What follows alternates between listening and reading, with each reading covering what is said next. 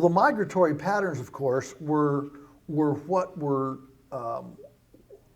done with Native Americans and with predator-prey relationships throughout the planet. The biggest one we see today is the wildebeests in the Serengeti, but it should give us all pause to realize that 500, 600 years ago in North America, there was far more nutrition being produced than there is today, even with bio-intensive gardening and with fertilizers and equipment and John Deere tractors, whatever. It should make us all pause to realize that 600 years ago there was way more nutrition produced here than there is today. And so when we look at those patterns, what we see are that there's animal movement. Animals are not sedentary. Animals always moved, and they moved with the seasons, with rains, with growth. Spring, summer. They moved from north to south, and they migrated, and not in single numbers. Massive herds. 7 million bison. These were massive herds, and they would come through an area, and they would prune the vegetation back, and they would shred up the brambles and lignified biomass that they didn't like to eat, and mulch that onto the soil surface like a tillage almost, but hoof action.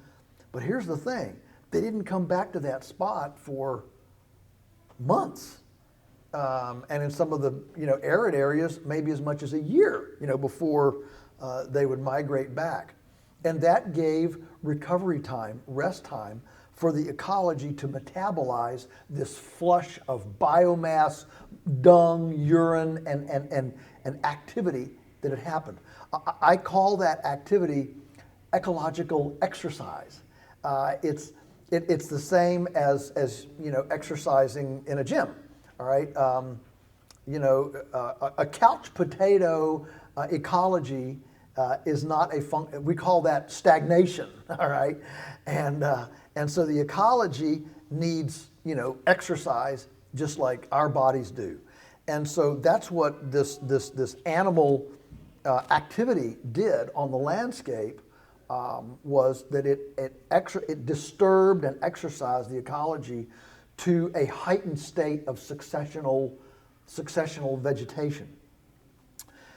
And so today, we don't have these great big migratory herds. We don't have the wolves. We don't have fire. We don't have these. We don't have beavers. We don't have these things. But what we do have is we have electric fencing, water piping, and portable shade structures.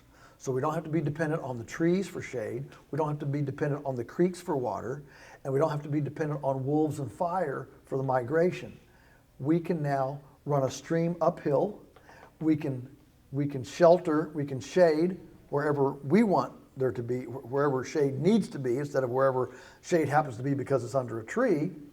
And we can place, with electric fencing, we can place the mob, the herbivore, we can replace them exactly where they need to be on the exact day they should be there, and withdraw them for as many days as necessary to move the ecology to its highest state of expression before we disturb it again with this exercise.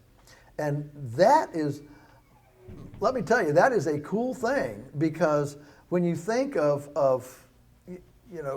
back in the old days, I mean, like Thomas Jefferson and George Washington, one of their biggest problems was that they couldn't control livestock.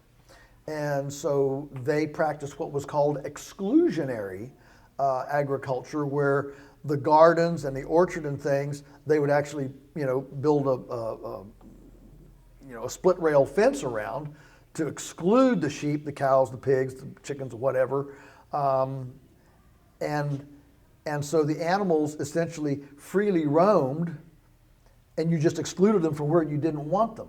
Today, we can practice an inclusive agriculture where we can include them only where we want them to be and exclude them from every place else.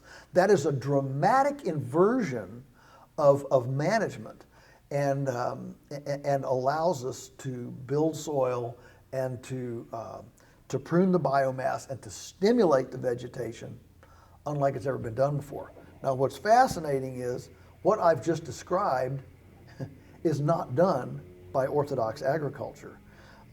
It is only done in arguably 1 to 2% of all the planet's agriculture, especially with respect to herbivores.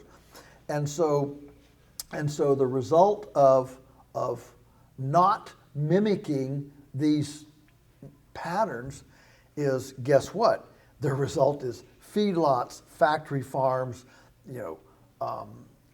methane, a host of issues that come from a segregated type of agriculture and food system that takes what's supposed to be a beautiful symbiosis and instead breaks it into an ugly, disjointed, hurtful kind of system.